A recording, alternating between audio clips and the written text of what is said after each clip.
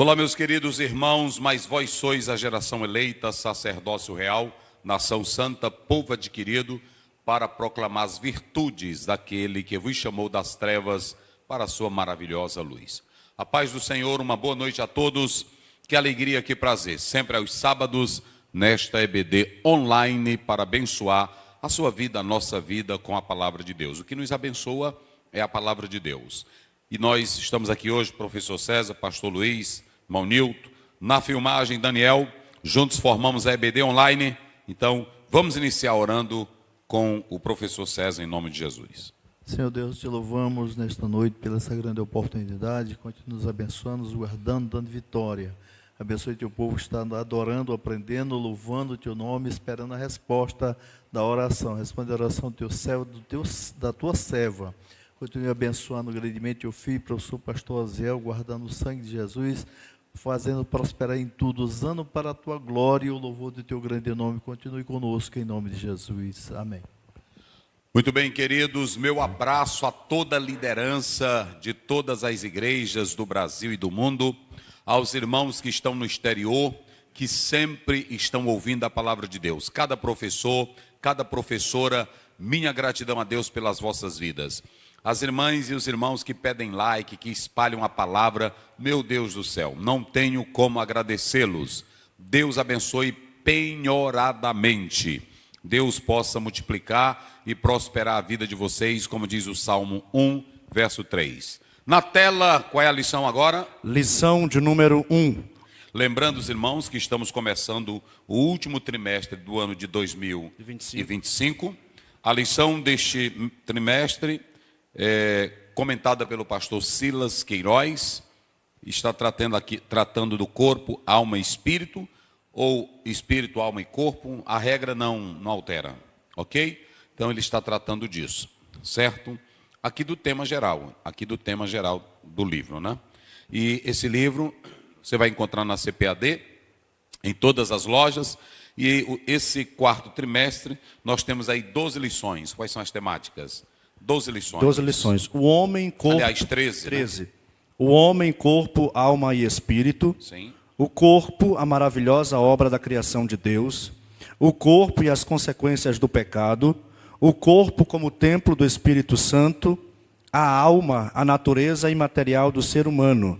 A consciência, o tribunal interior. Os pensamentos, a arena de batalha da vida cristã. Emoções e sentimentos, batalha do equilíbrio interior. Vontade, o que move o ser humano. Espírito, o âmago da vida humana. O espírito humano e as disciplinas cristãs. O espírito humano e o espírito de Deus. E a última lição, preparando o corpo, a alma e o espírito para a eternidade. 13 lições, todas atinentes, relacionadas ao homem, não é isso? E nós vamos tratar isso bíblica e teologicamente para abençoar a vida de vocês. Vamos ao ponto aqui. Lição 1. O homem, corpo, alma e espírito. Primeiro ponto. A tricotomia humana. Isso. Subponto 1. Doutrina e teologia. Subponto 2. A tríplice natureza. Subponto 3. Físico e espiritual. Segundo ponto. A distinção entre alma e espírito.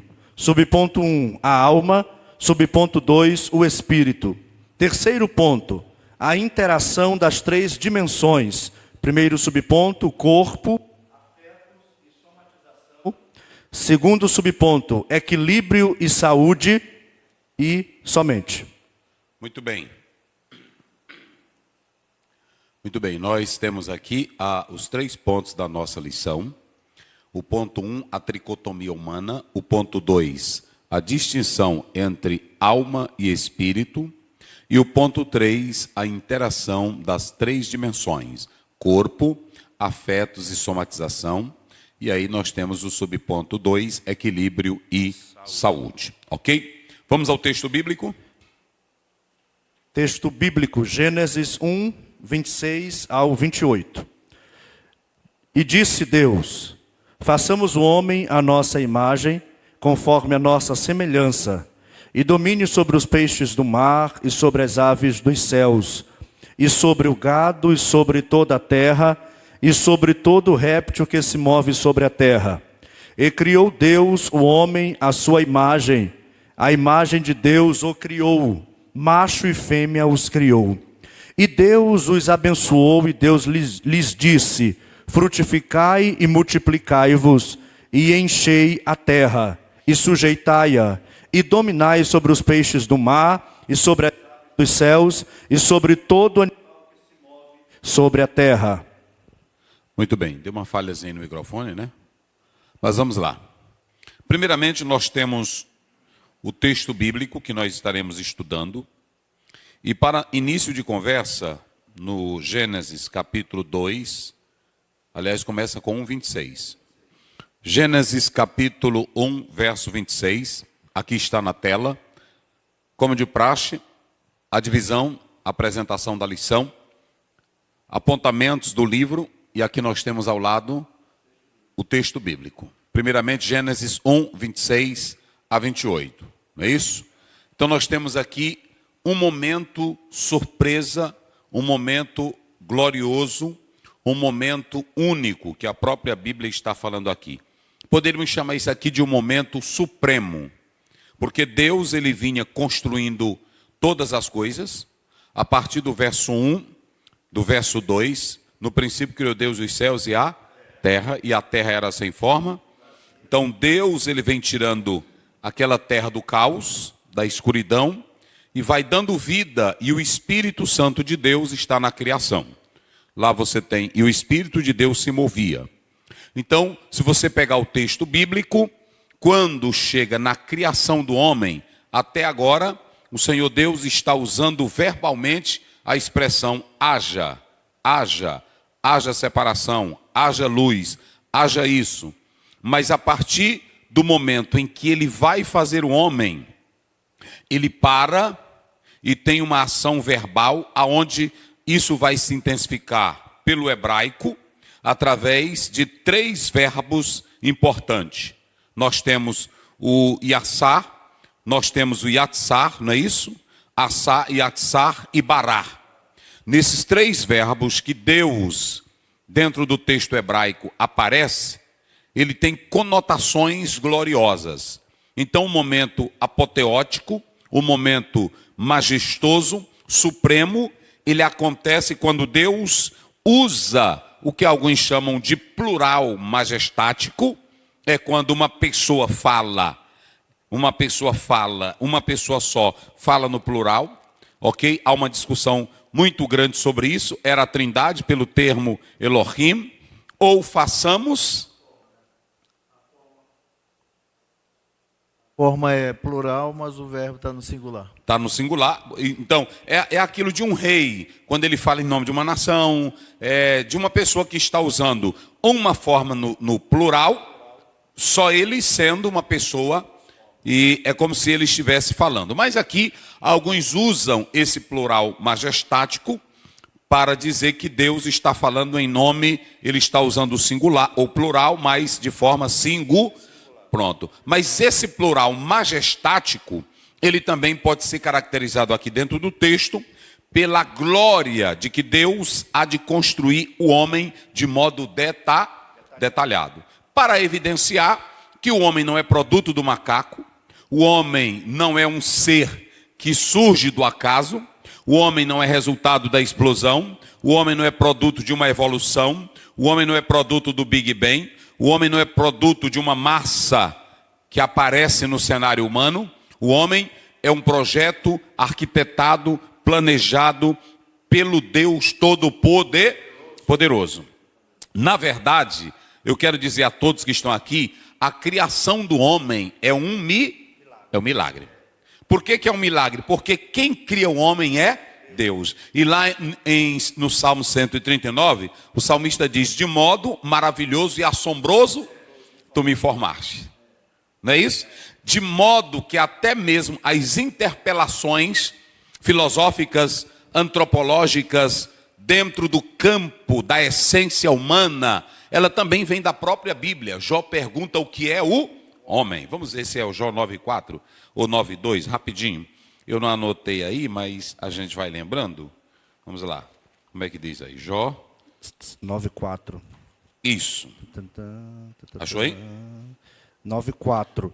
Ele é sábio. 9:2. 9:2. Se quiser contender com ele. Não. Peraí. Fica bom para com Acha aqui já. Deus. Ursa, não pode Jó, se vocês observarem no próprio texto bíblico, está escrito. falar sozinho. Deixa eu ver aqui, tá, para os irmãos terem uma ideia. É um minuto aqui, já, irmão. 8:4 de Salmos. Leia lá o 8:4, depois a gente volta aqui para Jó. Salmos 8:4, vamos lá. Salmos de número 8, versículo 4. Isso. Bora. 8:4. Que é o homem mortal para que te lembres dele? Muito bem. O que é o homem mortal para que tu se lembre dele? Agora Jó 9:2. Jó 9:2. Achei. Jó 9:2. Na verdade, sei que assim é, porque como se justificaria o homem para com... Como justificaria o homem para? Com Deus. Então veja que o homem, ele na verdade é debatido tanto nas matérias seculares chamadas de ciência, como também há dentro da própria Bíblia e da teologia o debate, a discussão em torno do que seja o homem, certo? Só para os irmãos terem uma ideia, quando Deus vai criar o homem, a Bíblia diz que ele faz um milagre. E quando ele diz façamos, alguns dizem que ele está falando com o universo, com os astros, com os anjos, não é assim? Mas nós que somos pentecostais, e já é de praxe, nós falamos que aqui está presente a Trindade divina. Então, o que está certo é que a criação desse ser chamado homem, ela é etérea, ela é divina, ela é gloriosa, ela é majestosa. Porque não há uma narrativa maior e mais linda do que a criação do homem à luz da Bíblia. Qualquer livro vai dizer, o homem veio do macaco, o homem veio de uma explosão, o homem é produto de uma célula, o homem... Isso está presente no materialismo marxista, está presente na filosofia naturalista, na ciência naturalista. Porém, nós, olhando para o texto bíblico, o homem não é produto do acaso, não é produto de evolução, não é um símil. O homem foi criado por Deus. E aí abre essa discussão desse plural majestático, falando com o universo, com os seres angelicais, ou a Trindade eterna. Eu, particularmente, creio que a Trindade estava presente na criação. Porque Jó diz, no 33, verso 4, vamos ver aí. Jó 33, deixa eu ver, porque aqui é 33, isso. 33:4. O Espírito de Deus me fez e a inspiração do Todo-Poderoso me deu a vida. Então veja bem, Deus quando está fazendo o homem, ele faz ele com inspiração. Rapaz, tudo que tem em nós, gente, cabeça, olho, nariz, todas as partes íntimas do homem e da mulher, quem foi que fez? E Deus fez só dizendo haja ou fez com inspiração? Ele fez com inspiração. Isso aqui mostra a grandeza. Jó 32, verso 8. Olha 32, 8. Na verdade, há um espírito no homem, e a inspiração do Todo-Poderoso os faz sábios. Ou seja, Deus coloca o homem em uma posição na Bíblia de modo glorioso, singular, espetacular. Então observem bem, aqui é o momento surpresa. Por que o momento surpresa? Um momento supremo, um momento glorioso. Porque nós podemos observar que Deus decide fazer o homem e ele chama a Trindade para a formação desse ser chamado homem. Ok? Então, isso aqui é muito lindo. Já explicamos o que é um plural de majestade, não é isso? O homem em um platô maior. Ou seja, enquanto que os animais... Quem foi que criou o macaco? Deus. Quem criou a cobra? Deus. Quem criou o sapo? Deus. Quem criou o grilo? Deus. Quem criou a natureza? Deus. Só que ele disse como? Haja. haja. Mas na hora do homem, ele coloca o homem em um platô maior. Esse platô maior que Deus coloca o homem, é que quando ele faz o homem, ele não faz da mesma forma que ele faz com... Ou seja, o homem, ele é distinto dos animais. Nunca compare, irmão, um homem com um animal. Gente, não faça isso. O homem é a imagem e semelhança de... E quando você coloca o homem no nível de um animal, é um desrespeito a Deus, chamar o homem de macaco, chamar o homem de peste, de miséria. E isso Jesus falou, ai daquele que chama um homem de louco. Ofensa, porque você está chamando o próprio Deus de macaco, porque é a imagem... Que é a imagem e semelhança de Deus. Então, só para vocês terem uma ideia, o texto aqui tem esse momento glorioso. E quando eu falo desse plural de majestade, irmão, aqui ele é interessante porque essa forma plural da palavra Deus, que aí você tem Elohim, ela pode ser explicada como nós estamos falando. Mas quando Deus vai formar esse homem, por que o homem está em um platô maior? O homem está em um platô maior porque ele é feito com detalhes por Deus. Rapaz, é negócio bonito. É negócio bonito. Esse homem, olha aqui nós colocamos, ele está em um platô maior. Ele é diferente dos animais. Isso aqui é muito rico, essa colocação que nós estamos tratando aqui. Como é que diz 26? Leia. 26. Isso. E disse Deus, façamos o homem à nossa imagem, conforme a nossa semelhança. Façamos o homem à nossa imagem, não é isso? Façamos o homem conforme a nossa imagem. Eu não coloquei aqui porque eu acho, pastor Luiz, cadê o apagador? Não tem? Eu uso aqui mesmo. Eu acho, prestem bem atenção, eu acho que nós já tratamos isso aqui várias vezes, não é? Várias vezes, a imagem e a semelhança. Aqui, não é isso? Primeiramente nós temos isso aqui, tselen, diga comigo, tselen. Isso aqui nós já explicamos. Não é? Figura, forma, representação, reflexo.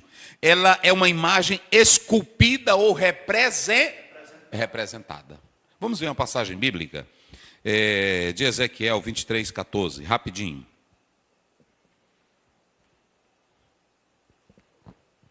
Vamos lá. Isso.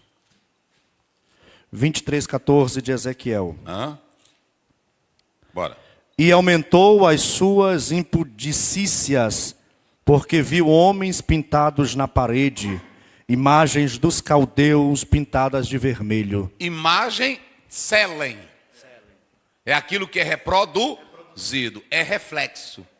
Entenderam? Reproduzido, reflexo, imagem. Só que quando você atenta para esse texto aqui, aplicada ao homem, não significa a imagem física. Entenderam agora? Aplicada ao homem não significa a imagem física, mas está simplesmente dizendo que esse homem na terra, ele é um representante de quem? De Deus. Ele é um reflexo, fale.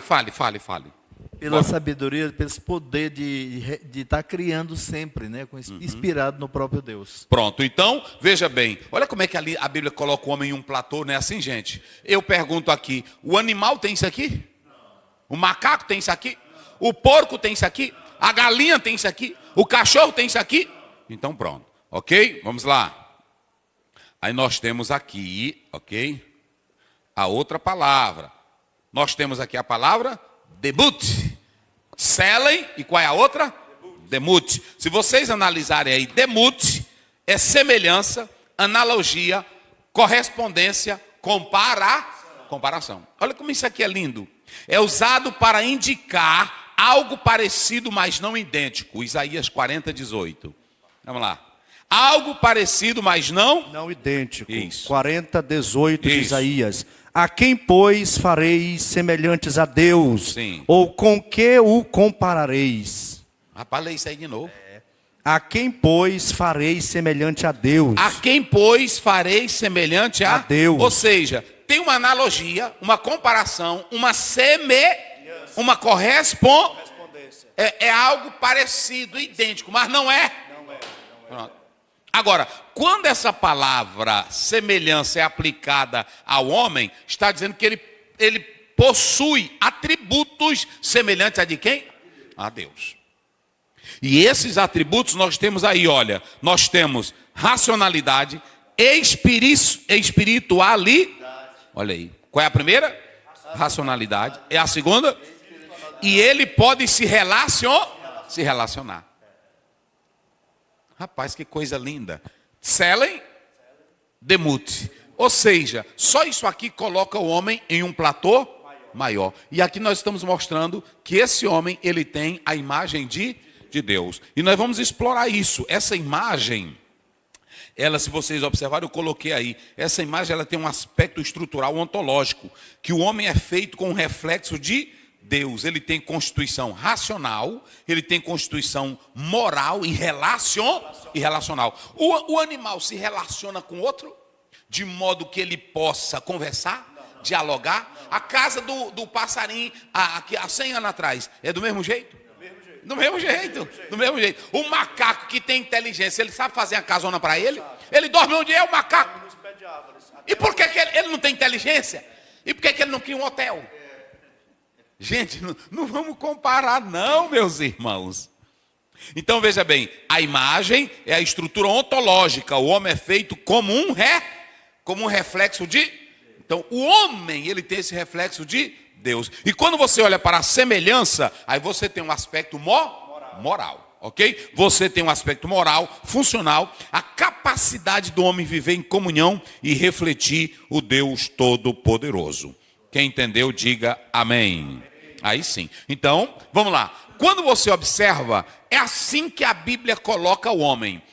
A Bíblia, meus irmãos, a Bíblia coloca o homem nesse platô tão glorioso. Eu anotei aqui tanta coisa para os irmãos observarem. Nós vamos falar sobre isso aqui, que Deus coloca tanta coisa nesse homem, nesse ser, que a própria Bíblia diz, está aqui. Primeiramente eu coloquei a imagem de Deus no homem. Observem bem, tselen, nós já falamos, e semelhança, né? Explicamos. Mas observem bem, essa imagem, ela tem 3 características. Essa tselen, ela é um reflexo de Deus. Mas ela tem uma questão ontológica, é o ser. E quando eu falo desse ser, é a constituição racional, moral e espiritual do homem, ok? Então preste bem atenção, nós estamos falando dos 3 níveis da imagem de Deus no homem. A primeira é a imagem ontológica, é o ser. E isso que nós estamos escrevendo aqui. Ou seja, é a constituição racional, moral e espiritual do homem. Ok? Ele é dotado de razão, de vontade, de livre-arbítrio. Ele tem capacidade, ele tem liberdade, ele tem consciência. Em segundo lugar, a imagem relacional. É o ser com. Essa imagem relacional, o homem foi criado para viver em comunhão com Deus. Vamos ver isso em João 17, 21. Vê aí rapidinho. Olha aí. Viver em comunhão com Deus. Vamos João lá. 17, 21. Isso. 17, 21. Neles, não é isso? Para que todos sejam um, como tu, ó Pai, o és em mim, e eu em ti, que também eles sejam um em nós.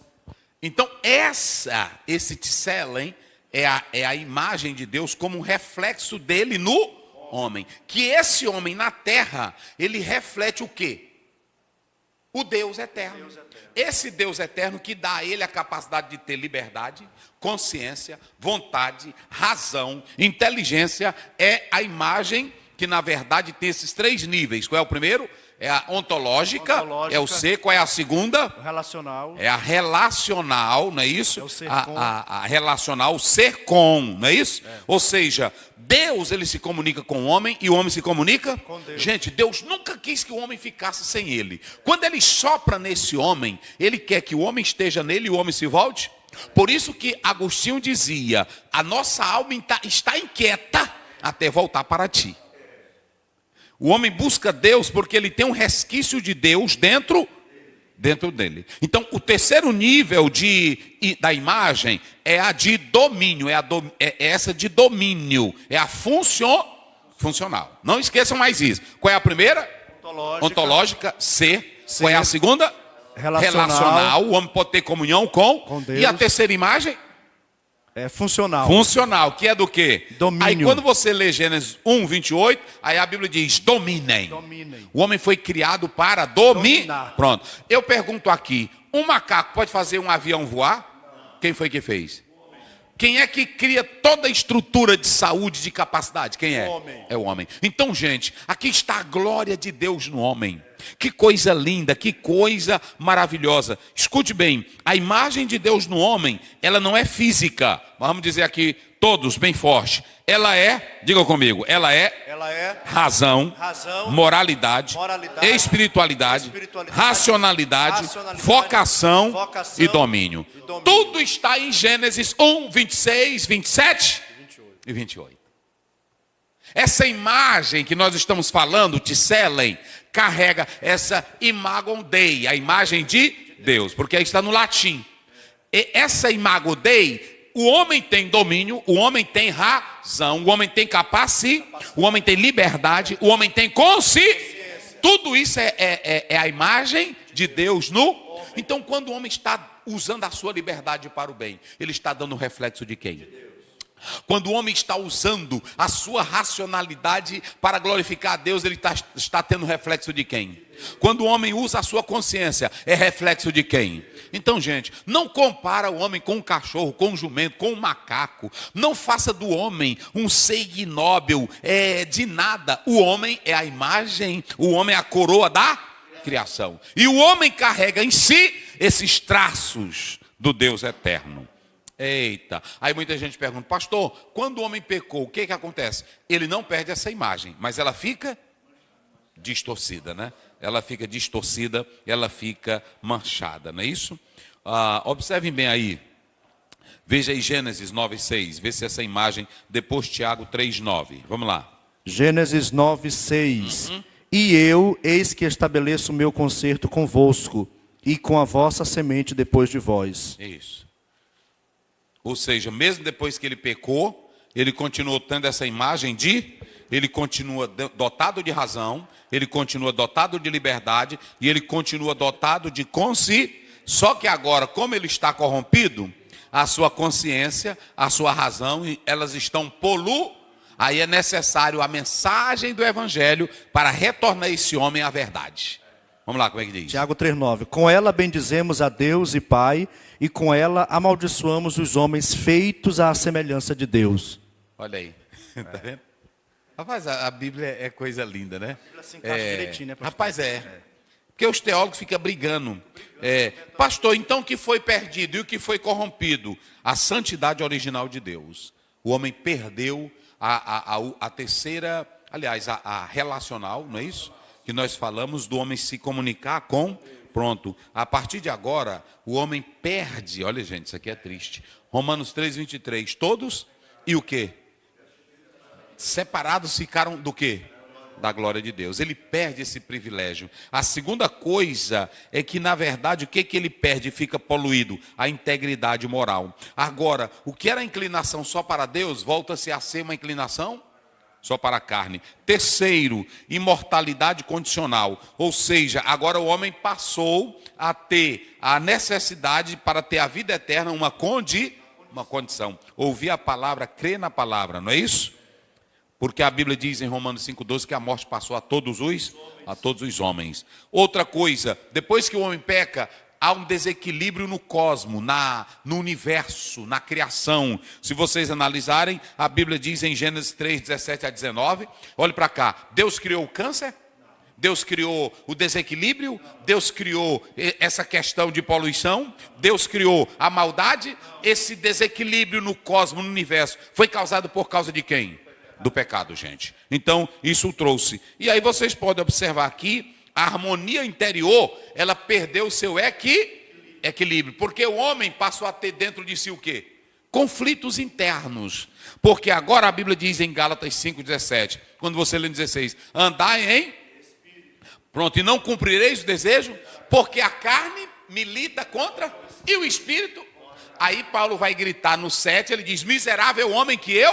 Então veja que o pecado roubou essa capacidade do homem, esse tselen, esse demute, ficaram poluídos. Aí o Senhor Jesus, lá no Calvário, ele vai vir para restaurar essa imagem, reequilibrar tudo outra vez, não é isso? Ou coisa linda, ou coisa maravilhosa, ou coisa gloriosa. São essas questões que nós estamos pontuando. Mas nós vamos seguindo aqui, nós estamos aonde aí? Ficamos na imagem, não é isso? Na imagem. Mostramos que o homem tem essa capacidade, ele é diferente de todos os pronto. Mas só que o homem, ele está aqui, ele é uma criatura com grandes... Eu pergunto, o homem tem liberdade? Tem uma coisa melhor do que a liberdade? Não, não tem. Por isso que existe pena privativa de liberdade, né? Ou a pior coisa é um homem sem liberdade. Mas eu pergunto, tem pessoas que são escravas de si mesmo? Tem. Então, é a tristeza, porque Deus, ele cria o homem com liberdade, com consciência, com razão. Mas esse Deus eterno, nós colocamos aqui, que ele deu essa liberdade e deu esse privilégio. Olha para cá, o homem tem a imagem e a semelhança de Deus. Quem foi que deu a capacidade para o homem multiplicar? Quem deu a capacidade para o homem produzir? Quem foi que deu a capacidade para o homem se espalhar? Quem foi que deu a liberdade para o homem? Tudo foi Deus. Então Deus faz um homem com privilégio. E quem foi que deu uma mulher bonita para estar do lado do homem? Meu Deus do céu. Quem falar de Deus não presta. Meu Deus do céu. Rapaz, aí Deus cria esse homem, irmão. Eu pergunto, quem já leu na Bíblia Deus dizendo, eu vou conversar com o macaco amanhã? Quem já leu na Bíblia Deus atrás do jumento, lá no jardim? Ele vai atrás de quem? Do homem, porque ele quer, com esse homem, ele quer o quê? Meu Deus, que são 3 níveis da imagem. Quais são os 3? Ontológico é o ser. Relacional. É o ser com. E o funcional. Funcional, não esqueçam mais. Qual é o primeiro? Ontológico, que é o ser em si. Ele tem razão, tem liberdade, tem consciência. E o segundo? Relacional. Ele pode se relacionar com Deus, só se relaciona com o homem. Deus, ele é eterno, ele se comunica com o homem. A Bíblia diz que no jardim a voz passeava falando com o homem. Meu Deus do céu. E a terceira? Funcional. Deus deu ao homem o quê? Domínio sobre os peixes do mar, sobre as aves, sobre os céus. Isso aqui é uma criatura com o quê, meus irmãos? Privilégios incríveis. Eita, rapaz. E tem uma coisa que eu quero dizer para vocês. Isso aqui, tu está filmando, Daniel? Para os líderes, para os pastores. Tem uma coisa que Deus, ele deu para nós e ele não nos tolhe dela. Ele deu a capacidade até do homem lhe obedecer e também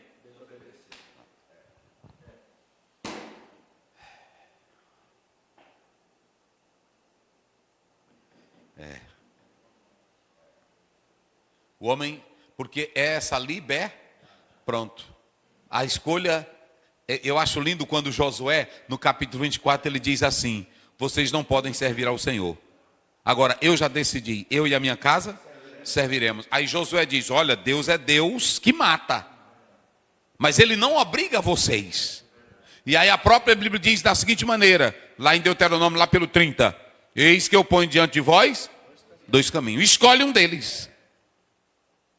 Ou seja, esse Deus, por que a gente não aprende com Deus? Existem pessoas que querem escravizar as outras.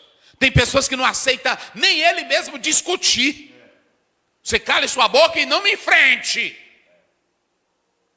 Não, eu quero dizer, existem, por exemplo, você não pode ser mal educado e saliente. Se eu estou pregando ou se eu estou dando uma fala, e se você depois quer me perguntar algum assunto, me chame no particular, no privado, não é isso? Agora, bater boca, não ser elegante é outra coisa. Mas vocês podem observar, teve uma lição que nós pregamos aqui, quantas vezes Deus disse para Pedro matar e comer? 3, não foi? E aí Pedro falou dizendo para Deus, não. Por que Deus não diz, Pedro, tu me respeita, Pedro? Tu me trata a sério, quem é Deus aqui? Sou eu, tu cala tua boca, saliente. Nós queremos ser melhor do que? Líderes que querem ser... Tu está filmando, irmão? Bota para cá. Líderes que querem ser melhor do que? Olha, se você falar... Irmão, tem líder que se você der uma palavrinha... Eu sei que tem uns salientes, não tem? Mas tem irmão que pergunta com sinceridade. com sinceridade. Tem irmão que quer perguntar. Pastor, agora, tem que saber perguntar com elegância. Não é na frente querendo se amostrar. Tem pergunta maldosa, capciosa, que a pessoa já faz só para querer envergonhar o outro, sim ou não? Agora, um homem de Deus que quer o bem, ele não complica. Só que eu quero dizer, Deus nos deu a liberdade de escolher, a liberdade de decidir, a liberdade de ir, até para o próprio Caim ser vergonha. O que foi que Deus disse? O desejo está dentro e cabe a ti o quê? Dominá-lo. Eita, meus irmãos, que privilégio. Ele tinha um privilégio, capacitou o homem para obedecer, ou então, pronto, o homem, ele deu essa liberdade, não deu?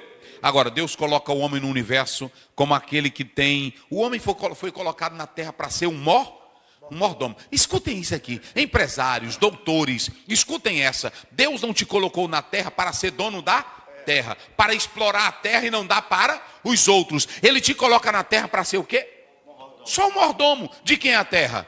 Salmo 24, a Bíblia diz, do Senhor é a, e a sua, de quem é o ouro?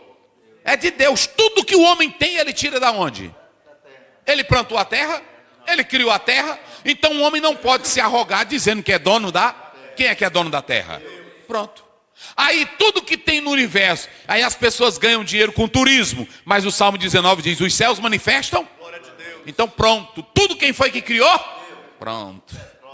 Petróleo, toda a riqueza natural. E agora tem as placas solares que eles ganham dinheiro. Isso é caro. E bota só uma plaquinha. Mas quem é que dá o sol? Meu Deus do céu.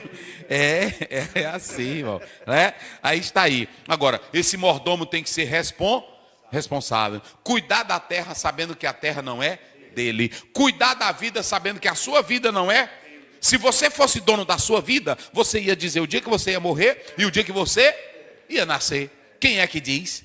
É por isso que a Bíblia diz em Eclesiastes 3, tudo tem o seu, ele é quem dá. Está lá em 1 Samuel 2,6, ele é quem dá a vida e ele é quem? Ele é quem enriquece, ele é quem? Tudo está no controle de, sirva a Deus, seja um bom mordomo, não seja egoísta. Eita, meus irmãos.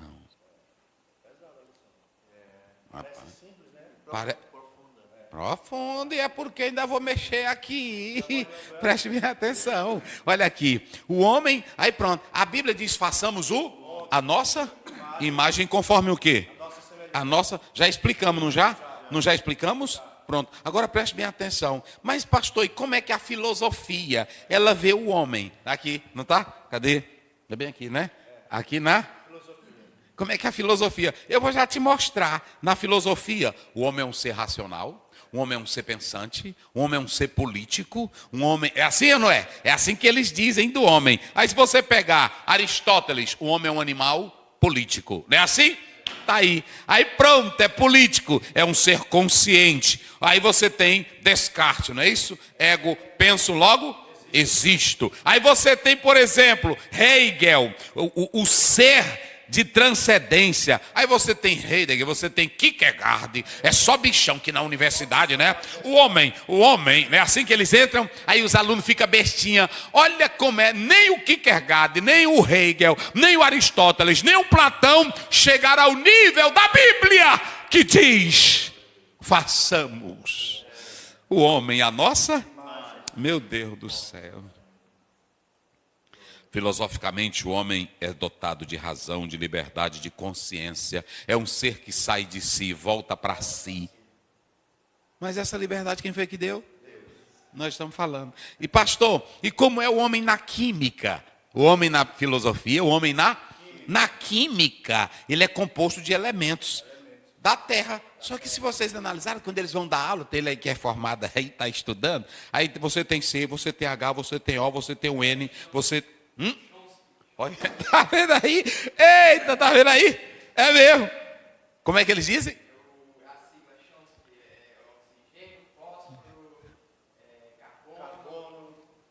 Tá vendo? Tá vendo aí? Isso é o homem lá, não é assim?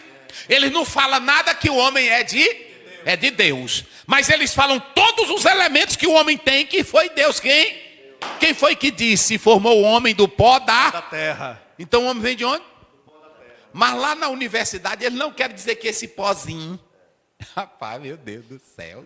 Aí eles bota no quadro, né? E os alunos ficam, pronto, aí eles botam o C, o H, o O, o N, o P. Aí tá aqui, né?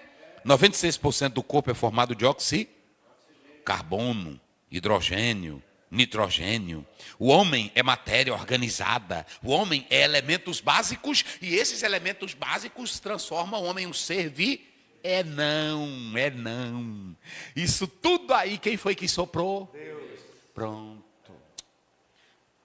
Ai, mas isso aqui eles explicam bonito, né? Assim? Que aí pronto.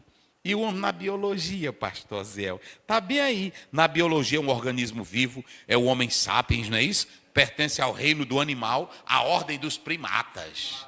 Aí o aluno começa a estudar, aí vê um macaquinho assim pequeno, né? Assim, aí vê outro médio, aí vê outro assim, aí vê outro assim, até que chega...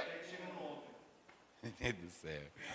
Até o Homo sapiens evoluiu para Homo sapiens e sapiens. Tá, Não tinha mais para onde evoluir. Não tinha mais. Olha, é um mamífero dotado de cérebro altamente desenvolvido com uma linguagem e uma cultura. O homem na biologia é um ser vivo evoluído, integrado ao ecossistema. Ai, meu Deus do céu. E Deus botou o homem no ecossistema, não botou? Botou. E agora Deus não bota, não é macaco, um ser evoluído. Deus colocou um homem com a sua imagem e a sua. E ainda disse assim, dominem. Oh, rapaz, que coisa linda, não é assim? Meu Deus do céu. E aí tem gente que ainda fica questionando as coisas do nosso Deus eterno. Pronto? Fizemos. Mas faltou um, não faltou? Deixa eu explicar aqui. Né? E o homem na psicologia. Está bem aqui, olha. Pastor Zé, como é o homem na psicologia? É um ser dotado de mente, de consciência, emoções, não é assim? Comportamentos. Quem disse? O grande psicanalista Freud. O homem é um ser que tem o id, o ego. Aí todo mundo acha bonito isso. Jung dizia a personalidade inconsciente do coletivo. A psicologia humanista, Maslow, Rogers, também é um ser de potência e autorrealização. Irmão, eles nunca querem dizer que foi Deus. Aí eles dizem que o homem é um ser de pó. Quem foi que deu a potência para o homem? Dominem sobre? Pronto. A Bíblia diz que o homem tem tanta potência que ele só está abaixo de quem? Não, dos anjos. Né? Menor que os... Mas vocês sabiam que quando Jesus morreu na cruz, nós passamos dos anjos? Porque, preste bem atenção, a Bíblia diz que lá em 1 João 3:2, assim como ele é, nós o... Ou seja, depois que nós somos reconstruídos em Cristo, nós somos maiores do que os anjos. Eita, meu Deus, meu Deus, meu Deus. Vamos lá. Pronto? Então agora nós vamos analisar o seguinte. Explicamos tudo? Explicamos, não é isso? Aí nós vamos seguir. Agora vamos para o verso de número 7, 18, 21, 23. Vai lá. Gênesis 2, 7, 18. E formou o Senhor Deus o homem do pó da terra, e soprou em seus narizes o fôlego da vida, e o homem foi feito alma vivente. E disse o Senhor Deus, não é bom que o homem esteja só. Far-lhe-ei uma adjuntora que esteja como diante dele. Isso. E da costela que o Senhor Deus tomou do homem, formou uma mulher e trouxe-a a Adão. E disse Adão, esta é agora osso dos meus ossos e carne da minha carne. Esta será chamada varoa, porquanto do varão foi tomada. Então nós temos, lê o verso 7, como é que diz? Verso 7. E formou o Senhor aí, Deus. E o quê? E formou. Esse verbo aí, e formou, não é isso? Eiser, se vocês analisarem aí, eiser, esse verbo formar, do pó, é a mesma palavra que você, quando lê Jeremias 18, 3, 4, o oleiro fazendo o quê? O vaso.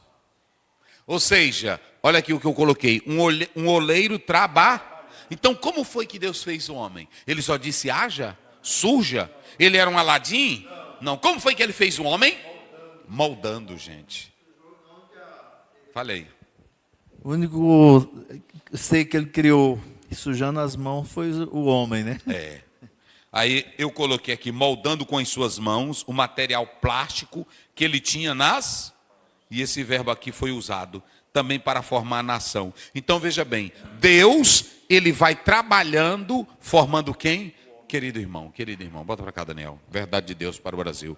Salmo 139. Olha o que ele diz aí no verso 8 em diante, pode ler. Querido irmão, eu quero te dizer, você é um ser que tem a imagem e a semelhança de Deus. Você não foi feito, jogado ao mundo. O Senhor faz e traz você para este mundo com uma existência para o louvor da sua glória. Como é que diz? 139, 8. Isso. Se subir ao céu, tu aí estás. 14. Eu te louvarei, Isso. porque de modo terrível. Para aí. Meu Deus do céu, meus irmãos, eu fico pensando, bota para cá, você que quer tirar a sua vida, você que fica dizendo que não é ninguém, você que fica dizendo que é um imprestável, não faça isso, meu filho, não faça isso, minha filha. Deixa eu te dizer uma coisa, todos que vieram para esta vida, para este mundo, Deus trouxe porque você tem um propósito nesta terra. E Deus não te jogou no mundo como um saco furado. Deus não te jogou no mundo como uma poeira véia. Deus te trouxe com a imagem e a semelhança dele. E ele criou tudo para a sua glória. E você é um ser. Quando a gente canta, você tem valor. É porque você tem valor para Deus. Seja você branco, negro, pequeno, rico, pobre. Seja você quem for. Olha aí, de modo. Por isso que eu disse que é um milagre. Eu te louvarei porque de um modo terrível, tão maravilhoso fui formado. Eita, meu Deus. Aí prestem minha atenção. Deus estava fazendo, e agora o salmista complementa. Foi de modo terrível e maravilhoso. Ele te fez com ele não te jogou. Cada parte do nosso corpo, quem foi que construiu? Meu Deus.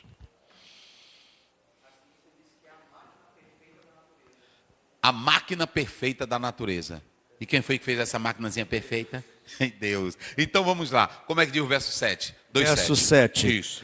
E formou o Senhor Deus o homem do pó da terra. Sim. E soprou em suas narinas o fôlego da vida. E o homem foi feito alma vivente. Ou seja, agora nós vamos falar sobre a constituição do homem. Deus pega o homem do pó. Faz o homem de onde? Do pó. O pó é a parte o quê? Material, fina, é o restinho, poeira da poeira da poeira. Poeira da não é poeira assim? da poeira, é. É poeira mesmo. Se você analisar no original, o hebraico, ele está falando do pó do pó do pó. Sabe qual é? Você quando vai no caminhão no interior, que você fica lá atrás, que pega a poeira, aí quando desce, não tem só aquele pó velho que entra na tua cara, você é feito daquilo ali. Não é isso? Então escute bem. Aí ele pega o homem do pó. Esse pó é o quê? É a parte material. Aí ele vem com a parte material e ele faz o quê? Sopra. E o homem passa a ser o quê? Alma vivente. Alma vivente. Então o homem, ele é de dois mundos. Qual é o dois mundos que o homem é? Material e espiritual. O homem não pode viver sem um céu. É por isso que o paraíso que Adão perdeu, Jesus vai trazer o paraíso de volta. Pela cruz do Calvário, ele disse em Lucas 24, 43, não é isso? 23, 40 e 43. Hoje estarás comigo no... Quem foi que restaurou o paraíso para o homem? O paraíso que Adão perdeu, quem é que reconquista? E quando você lê Apocalipse capítulo 21, 22, nós vamos morar no paraíso. E Paulo disse em 2 Coríntios capítulo 12, eu fui arrebatado até o terceiro, e no verso 4 ele chama o terceiro céu do quê? De paraíso. O homem não vive sem o paraíso, porque o homem não é só matéria. Se ele fosse só matéria, que nem uma casca de coco, que é assim que os naturalistas dizem, que o homem nasce, morre e se acaba. Se o homem fosse só mas o homem não é só natural. O homem tem dois elementos nele. Quais são os dois elementos? Material e espiritual. E o espiritual. Vamos ver isso aí? Lê aí de novo, verso 7. 7. E formou o Senhor Deus a terra, e soprou em seus narizes o fôlego da vida, e o homem foi feito alma vivente. Muito bem. Nós temos duas expressões aí, professor César. Nós temos a primeira expressão, aqui no texto original, neshimar, que é a expressão fôlego, é a expressão sopro, é a expressão respirar, como é a palavra no hebraico? Neshimar. né? Deixa eu colocar aqui, até para ficar bem melhor. Ok? Se vocês analisarem, nós temos essa qual é a expressão? Neshmar. Não é isso? Aí você tem aqui, essa expressão que ela está aparecendo aí, no próprio texto original, ok? Se vocês analisarem, vocês podem observar que ela, Neshmar, é a expressão que aparece aí no próprio texto original, que ela fala do quê? De fôlego e o que mais? Respiração e o que mais? Sopro. Ela vem da expressão nefesh. Aqui, não é isso? Hein? Que é o quê? A alma. Não é isso? Meu Deus do céu, como é lindo, né? Aí é a alma, é a vida, é a pessoa, o próprio texto. Agora prestem bem atenção uma coisa. Fôlego de vida. Olha isso vocês. Nashimah Haim, né? Do Raiá existir, ser. Aí vocês podem observar aí, e o fôlego de... Pronto. Neshmat Haim é o sopro de vida de Deus. É o princípio que dá vida ao pó. Deus está dando vida é a energia vital.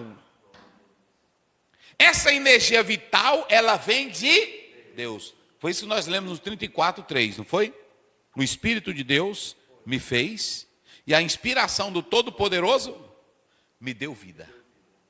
Não é isso? De Jó, que ele deu vida, não é isso? Agora, é interessante analisar. O fôlego é a alma? Ah, não. É aí que muitos confundem isso aqui. E soprou nas suas narinas a partir daquele momento, a vida vital, que traz o oxigênio, que mobiliza a matéria, entrou mas não é a alma. Rapaz... O fôlego é o que anima o corpo. É o que traz vida para a vida vital. Mas não é a alma. Está vendo? Na hora que o fôlego se acaba, Eclesiastes 12:7, a vida, que é essa vida normal, esse fôlegozinho que eu respiro, o que acontece? Acabou. Lê Eclesiastes 12:7. Vamos lá. É por isso que o homem não pode viver sem Deus, porque se Deus tirar esse fôlegozinho dele, ele se acaba. Vamos lá. 12:7. Eclesiastes 12:7. E o pó volta à terra como era, e o espírito volta a Deus que o deu. E o quê? E o pó volta à terra como era, e o espírito volte a Deus que o deu. Então veja bem, quando ele usa a expressão alma vivente, porque Deus soprou, não é isso? Deus soprou nas suas narinas, e o homem recebeu o quê? O fôlego e o homem se tornou o quê? Pronto. Aqui você tem uma combinação do pó com o sopro, o fôlego, não é isso? Mas ainda não está falando da alma. Nefesh significa uma entidade. Aqui dentro do texto, Nefesh não significa uma entidade separada do corpo, mas o ser vivo, que torna uma pessoa animada. Rapaz, que coisa linda, rapaz. É a palavra de Deus. Não é lindo? Aí pronto. Aí nós citamos aqui algumas expressões bíblicas falando disso. O fôlego é o dom que vem de Deus e que sustenta a vida. A alma é o próprio homem vivo. É o é o ser completo. Eita, meu Deus. Agora preste bem atenção. É esse ser que vive em dois mundos. Quais são os dois mundos? Material e espiritual. Material e espiritual. Aí, quando a gente fala do homem interior, é o homem que tem um espírito. O exterior, o homem exterior é o quê? Natural. É natural, é o corpo, não é isso? Então, Deus, para criar esse ser maior que os animais, ele sopra dentro do quê? Desse homem. Deus soprou o que dentro desse homem? Ele soprou a própria vida dele. Rapaz, que coisa, né? É poético. A vida. Ele sopra essa vida. O fôlego divino, o fôlego de vida, o sopro, entrou no material que era morto, que era imprestável, que era como de qualquer animal. O que distingue o homem do animal? É que o animal não recebe esse fôlego como Deus soprou nas narinas A vida do animal é, na verdade, instintiva, e na hora que o animal morre, se acaba o quê? Alguém já leu na Bíblia dizendo que o espírito do animal vai para Deus? Não, não existe isso. Eita, rapaz. É assim. Agora, irmão César e meus irmãos, esse pó morto, esse pó acabado, esse pó que não era nada, o que Deus dá para ele? Vida. Olha como Deus nos ama. Ele comunica a sua própria vida. Então, cada ser humano tem um resquício dentro de si do quê? Da vida de Deus. Sim, fale. Anos atrás, uns cientistas em Israel, pesquisando o DNA humano, encontraram as datagramas de Deus em números no DNA humano. Eu ouvi falar disso. Eu ouvi falar. Eu até perguntei para o Saião, ele disse que não era assim, oficial, mas foi descoberto mesmo. Essa é a questão lá em Israel. Aí veja bem. Essa mistura, para nós fecharmos, essa mistura do pó com o fôlego gerou uma criatura espetacular. É coisa, rapaz. Vê aí, 1 Coríntios 15. Leia aí, 1 Coríntios 15. Que coisa linda, rapaz. 47 a 49. 15 e 47. É. O primeiro homem da terra é terreno. Sim. O segundo homem, o Senhor, é do céu. Qual o terreno, tais são também os terrenos. E qual o celestial, tais também os celestiais. Viu? E assim como trouxemos a imagem do terreno, isso, assim traremos também a imagem do celestial. Então veja bem, olha o que nós temos aqui. Esse pó que é material, que não tem vida, que é inerte, é o barro que sobrou, o Senhor Deus sopra. Primeiramente, ele não só sopra, ele forma com detalhes. Depois que ele forma com detalhes, ele coloca nesse homem a sua imagem, e ele sopra nesse homem a vida, o princípio vital de vida. Mas aí vocês podem observar que o resumo que nós temos aqui é um ser semelhante a Deus, nos poderes espírito, e já falamos aqui que esse ser semelhante a Deus, ele tem poder para pensar, para sentir, para se emocionar, para decidir, para escolher, ele tem liberdade para ir, para vir, para viver com Deus ou ficar sem. Criatura magnífica. Espetacular. Ei, Deus. Meu Deus, meu Deus, meu Deus. A lição, nós temos aqui essa abordagem da tricotomia, não é isso? E da o quê? Da dicotomia. Mas deixa eu dizer uma coisa para vocês, para nós começarmos aqui. O que é, pastor Aziel? A lição vai tratar disso. O que é a antropologia teológica e bíblica? Gente, vamos lá. A antropologia teológica e bíblica, ela é, na verdade, um ensino que mostra pela revelação da Bíblia que o homem é um ser criado por quem? Por Deus. Recebeu a vida de quem? De Deus. Recebeu a imagem e a semelhança de quem? De Deus. E é uma criatura que precisa voltar para Deus. Aí quando você vai para a Bíblia, a antropologia teológica e bíblica, ou bíblica e teológica, ela mostra tudo isso, o homem como criação de Deus, o homem como dotado de capacidade da parte de Deus, o homem como um ser tridimensional, tripartida, tricotômico, como corpo, alma e espírito. Deixa eu dizer uma coisa para vocês. Há uma briga teológica, não bíblica, teológica, que vieram tanto dos reformadores como também de alguns pais da igreja. É aquela ideia que alguém diz, eu sou tricotômico, não é isso? E eu sou dicotômico. Os que são dicotômicos acreditam que o homem é só o quê?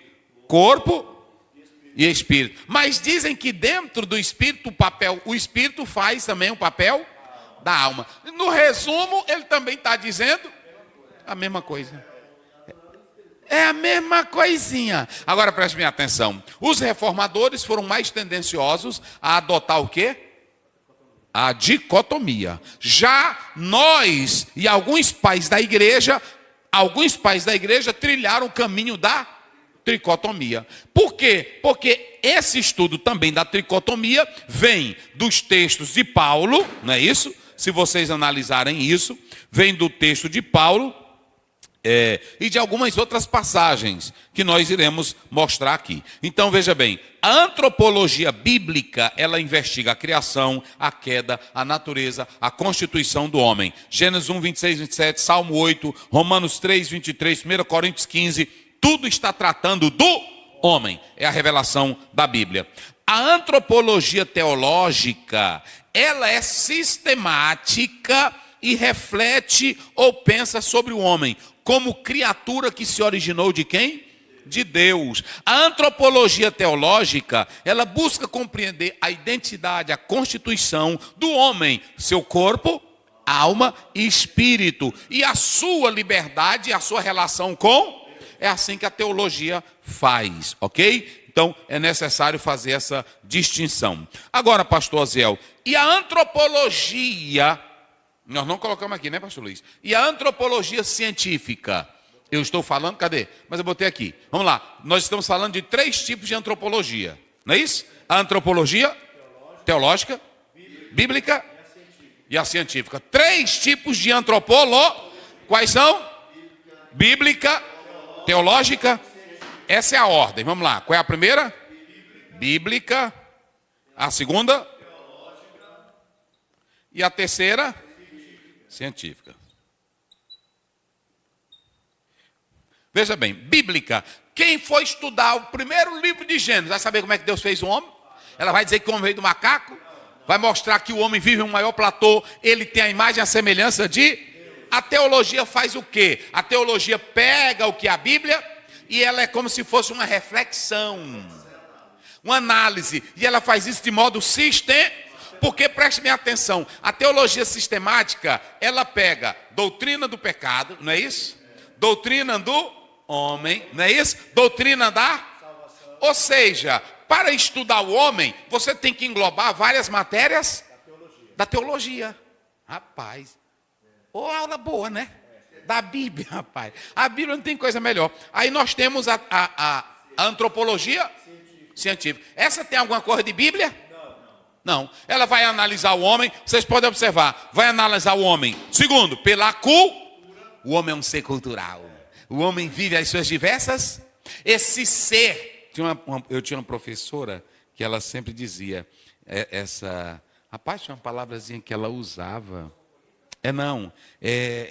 Rapaz, deixa eu me lembrar aqui, meu Deus do céu. Homem, cultura e sociedade. Não, era só uma palavra só. Era... Visão de mundo. Não. Quase idiosincrasia, coisa assim. Mas ela usava outro termo. Mas é por aí. Agora preste bem atenção. Na teologia, o homem é produto da evolução, o homem é produto da biologia, o homem é produto de um contexto social, o homem é produto da psicologia, mas o homem não é produto de Deus. Ou seja, a ciência antropológica, ela está ligada a outras ciências. Arqueologia, sociologia. Qual é a outra? Filosofia, política. Mas dentro da ciência, eles falam alguma coisa de Deus? O homem também, dentro da ciência, ele é um ser psicológico. Aí a psicóloga diz assim, esse homem é complexo. Não é assim? Na psicanálise, o Freud diz, é o ego, o id... e o superego.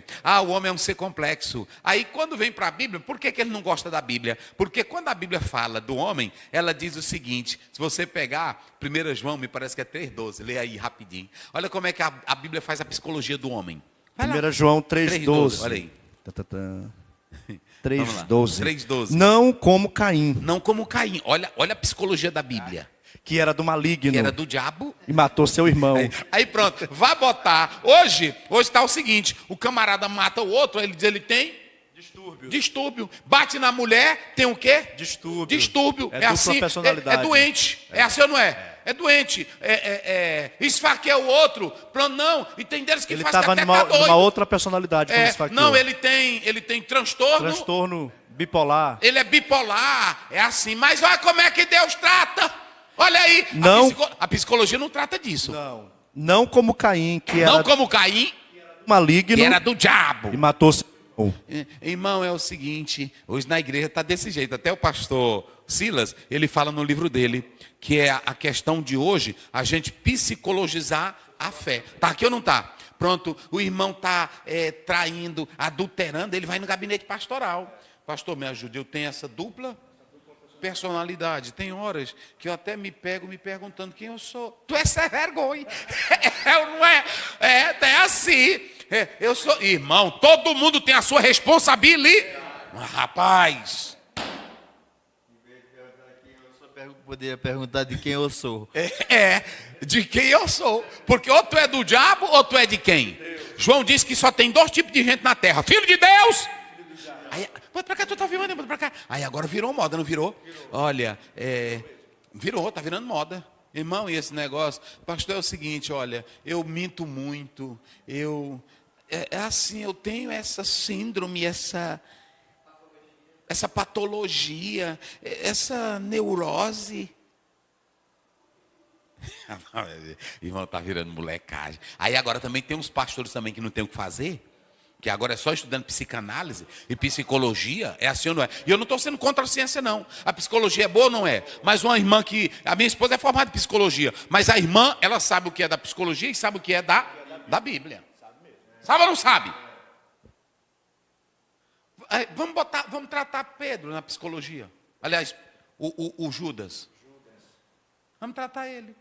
Como é que uma psicóloga ia tratar Judas?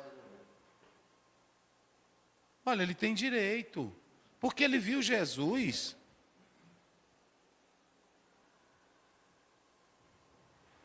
Aí Jesus disse, foi para Pedro, Pedro, não deixa o diabo, não foi? Se ele andar contigo. E aí ele disse, ó Judas, aqui onde é o pedaço? Pronto. Aí daquele Judas, quem traiu o filho? Gente, vamos separar, psicologia é? E Bíblia é? É Bíblia. Por exemplo, se você pegar Piaget, se você pegar Lacan, se você pegar todos os especialistas que mexem com comportamento, eles vão dizer que a criança tem natureza pecaminosa, mas quando você pega o Salmo 51, eis que iniquidade e em pecado, eles vão tratar disso? Então pronto. Pronto? Fizemos a distinção aí, não fizemos? Pronto. Aí nós temos os teóricos. Aí na lição, o professor falou de vários teólogos. Emily Durkheim, não é isso? Cadê, Emily pastor? Durkheim, Marcel Mauss Isso. e François Laplatine. Mas nós temos aqui Edward Tylor, nós temos Franz Boas, nós temos Claude Lévi-Strauss, nós temos Bronislaw, nós temos Margaret Mead. Esse primeiro aqui, Tylor, ele tratou, é considerado o pai da antropologia cultural. Ok? Tratou sobre complexo de conhecimento, crenças, artes, leis, morais. Aí você tem esse Boas aqui, é o relativismo cultural. Cada cultura tem que ser entendida no seu tempo, na sua maneira. Aí nós temos aí em Lévi-Strauss o estruturalismo, a via da estrutura mental universal por trás da cultura. Aí nós temos aqui Bronislaw, ele trata do funcionalismo, os costumes, as instituições, existem para suprir as necessidades dos homens. E aí você tem Margaret, que trata da influência da cultura na formação da personalidade. Pronto. Aí esse debate que foi criado aí, tricotomia e dicotomia. A dicotomia, ela vai dizer que o homem é corpo e o que mais? Alma e o espírito são entendidos como sinônimo. Aí eles citam Gênesis 2,7, o homem tornou-se o que? Alma. Citam Mateus 10, 28, corpo e alma. 1 Coríntios 5, 5, destruição da carne para a salvação do espírito. Eclesiastes 12, 7. Aqui é a base da dicotomia. Vamos ver a base da tricotomia. Homem, corpo e espírito. A alma e espírito são distintos. 1 Tessalonicenses 5, todo o vosso espírito, alma e Hebreus 4 e 12, não é isso? Aí você tem aí, dentro dessa base, a tricotomia. Aí você tem 1 Coríntios 2, 14, 15. Distinção entre o homem natural, alma, e o homem espírito, que é o homem espírito. O pastor, né, neste livro, ele está tentando ratificar também a doutrina tricotômica, e ele está usando como analogia a trindade, o tabernáculo, trindade, tabernáculo, e aí ele também fundamenta a própria Bíblia na palavra e eu estou dando aqui cada versículo para que os irmãos entendam. Então, se vocês analisarem a sustentação da tricotomia, meus irmãos, ela vem de Paulo e também de Hebreus. Hebreus capítulo 4, verso 12, não é isso? 1 Tessalonicenses 5, 23. E o que é essa tricotomia? Primeiro, corpo. O corpo é o quê? Vamos lá. É a parte material. A alma é a sede das emoções, da vontade. E o espírito é a parte que tem a capacidade de pensar em Deus. Se você pegar Antônio Gilberto, Maiperma, se você pegar Strong, essa é a estrutura que eles vão dar, falando dessa questão. Agora, nós já fizemos distinção entre alma e fôlego, não já fizemos? Já fizemos? Já, isso. Fôlego, e aí pronto. Então, deixa eu colocar aqui. E aí nós temos a leitura do nosso texto. Vamos lá, pastor. Introdução. Antropologia teológica na oração de Paulo em 1 Tessalonicenses 5, 23. Isso, já falamos aqui que aqui está a base para a tricotomia que o apóstolo Paulo está fazendo essa oração, ok? Aspectos da imagem de Deus no homem. Lembrando aqui, uma pessoa me fez uma pergunta, se a alma e o corpo não são separáveis, como nós a alma não, a alma e o espírito, quando morrem, aí alguém perguntou, por que o escritor aos Hebreus diz que Deus faz a divisão, não é isso? Que aí você tem espírito, não é isso? A palavra de Deus, ela faz divisão. Espírito, alma, juntas mas veja bem, ali é Deus que conhece cada particularidade da nossa, não está tratando de separação. É Deus mostrando que na essência, isso, vamos lá. Aspectos da imagem de Deus no homem. É um ser especial, autônomo e não autômato, é diferente dos demais animais. Isso. É distinto pela ação verbal façamos. Isso. Distinto pela posição elevada. Possui liberdade, autogoverno, racionalidade, autodeterminação, vontade, sentimento e humanidade. Queda e a redenção. O pecado e suas consequências, as consequências do pecado. Nós já falamos que todo esse desequilíbrio veio de Deus. Veio para quem? Para o homem por causa do pecado. E esse pecado foi a liberdade que o homem tinha de escolher. Bora lá. Primeiro ponto, a tricotomia humana. Visões teológicas sobre a constituição humana. Unitarismo ou mormonismo, dicotomismo ou tricotomismo. Isso. Doutrina e teologia. Antropologia teológica. Antropologia como ciência. Classificação da antropologia, os teóricos, Emile Durkheim, Marcel Mauss e François Laplatine. Isso. Antropologia cultural, físico-biológica e antropologia linguística. A antropologia, ela trata dessas áreas. A antropologia cultural, ela envolve o físico, o biológico e também a questão da linguística, né? Pronto, isso nós já explicamos aqui. Vamos lá. O problema da antropologia, o homem no ideal marxista, a psicologização da fé, negando a realidade bíblica. Qual é o problema do homem na antropologia? Porque a antropologia, ela tenta falar da cultura, da linguagem, da construção, mas quando fala do destino do homem, tem algum antropólogo que vai falar? Quando fala da vida do homem pós-morte, eles vão tratar? Então, a psicologia, a antropologia humana, ela é limitada. A antropologia bíblica e teológica é que vai responder os anseios que a antropologia humana não traz. O homem tem crises, o homem tem doenças, o homem tem medo, o homem tem medo da morte, o homem pensa no além. A antropologia cultural trata disso? Vamos lá. A tríplice natureza, uma exegese que os distingue como elementos distintos. Pronto. Dentro dos textos que nós citamos, 1 Tessalonicenses 5, 23, Hebreus 4, 12, e também dentro da dicotomia, nós estamos mostrando que é possível, sim, por esses termos, nós defendermos uma ideia tricotômica. Vamos lá. A distinção entre alma e espírito. Definição de alma, vida, sangue, pessoa. Isso, é polissêmico a palavra alma. E quando alguém for ler a palavra alma, tem que ler isso dentro do contexto bíblico. Porque essa palavra ela pode aparecer como vida, ela pode aparecer como sangue, ela pode aparecer como garganta. Nós falamos aqui um dia, né? Como garganta. E aí tem essas três conotações aqui: vida, sangue e Pessoa. Pronto, a Bíblia diz: desceram tantas almas para o Egito. A Bíblia diz quase 3 mil. almas. Ali está falando de sangue? Não. Está falando de vida? Não. Está falando de Pessoas. pessoa. A alma que pecar, essa Morrerá. está falando de quê? Pessoa, decisão, liberdade, consciência. Meu Deus do céu. Agora, quando Jesus diz em Isaías 53, a sua alma será derramada. É o quê? É vida. É o sangue, é a vida, não é isso? Ai, meus irmãos, está tudo bem direitinho. Pronto. Aí quando diz assim, saiu o fôlego de Vida. Cessou o quê? A vida.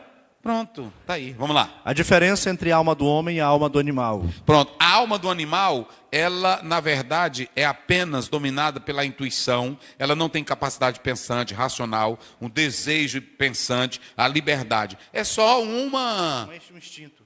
um instinto. Bora lá. Faculdades da alma.